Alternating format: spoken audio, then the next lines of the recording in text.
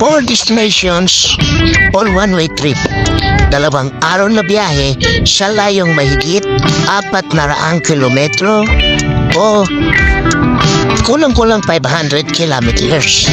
Round trip na yan mga ka-rider o back and forth. Ano bang lugar yung aming mga napuntahan? Sa kasalukuyan ay binabagtas natin ang Sukat Road, Parañaque. Ang way natin ay papuntang norte, gaya ng Bulacan, Pampanga, Bataan, Tarlac, La Union, at marami pang iba. Nung una, we don't know where we are going. Gusto lang naman namin lumabas, bumiyahe, at samantalahin ang long weekend. Pero habang tumatagal, habang binabagtas namin ang kalsada, at habang nababasa namin ang mga text na nagpapaalaala sa amin, doon namin nalalaman kung saan kami dapat pumunta. Tara na, at ninyo kaming samahan. Tara na!